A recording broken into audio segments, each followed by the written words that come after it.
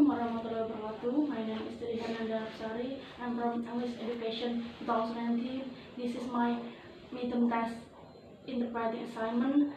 The news title is Strong 7.1 magnitude earthquake felt in Mexico City from CNBC News. Let's start it. Here's what we have. It was a 7.1 magnitude quake. It hit about 76 miles south of Mexico City. Right now we do have reports of smoke coming from buildings. We have reports of buildings having collapsed.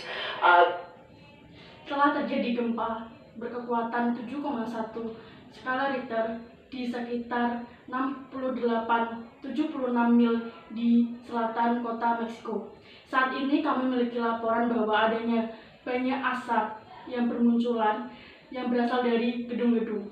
Dan kami mendapat laporan bahwa banyak gedung-gedung yang runtuh. We have the airport in Mexico suspending its operations after the quake. We also have the Mexican Stock Exchange, the Bolsa, has suspended trading for the day. We don't have any reports of injuries at this point, but it was an extremely strong quake, of course.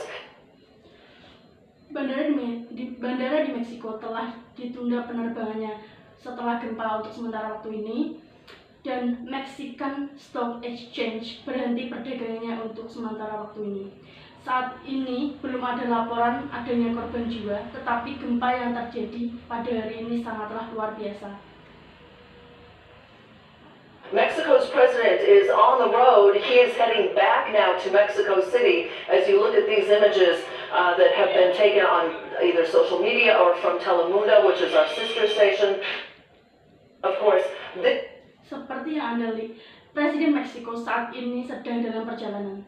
Dia menuju kembali ke kota Meksiko. Seperti yang Anda lihat pada gambar tersebut, yang beredar di sosial media atau dari Telemundo, yang tentu saja merupakan stasiun televisi kami. Gempa ini quake comes on the anniversary of the 1985 quake, which was a magnitude 8.1.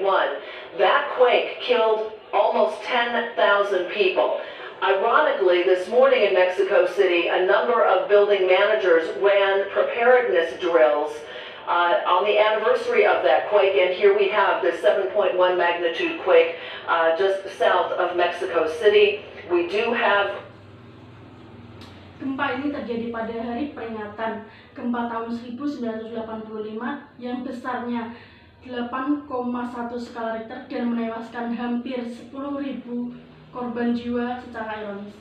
Di kota Meksiko pagi ini sejumlah manajer bangunan menjalankan latihan persiapan kesiagaan, dan pada hari ini peringatan gempa, dan hari ini telah terjadi gempa berkekuatan 7,1 skala Richter di selatan kota Meksiko. Reports of damage to buildings. We have smoke coming from buildings that we've seen in video, but no reports of injuries at this point. But we're going to continue to monitor the situation.